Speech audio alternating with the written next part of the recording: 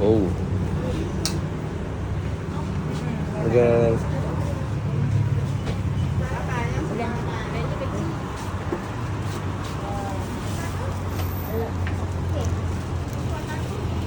Angel.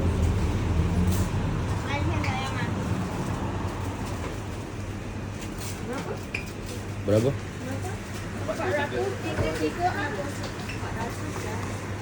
Lihat. Berapa? Tu ada lagi satu. Ini dah. Bukan. Bukan yang besar ni.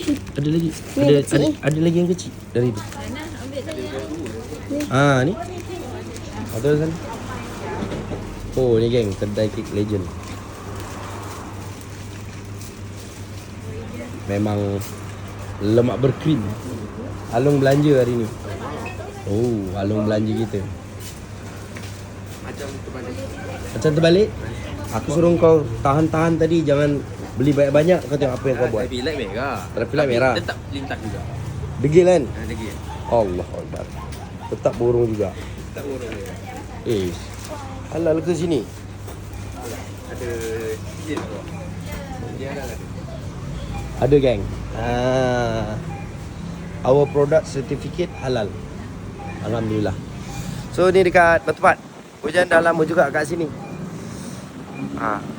Sebab di antara yang kek dia baru masak. Hujan kalau nampak kedai kek, pergi je mana yang okey.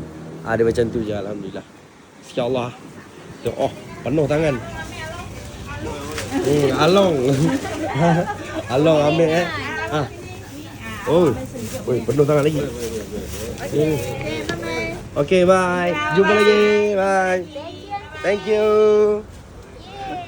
So, tengok aku dah cakap jangan ambil banyak. Along lah ni.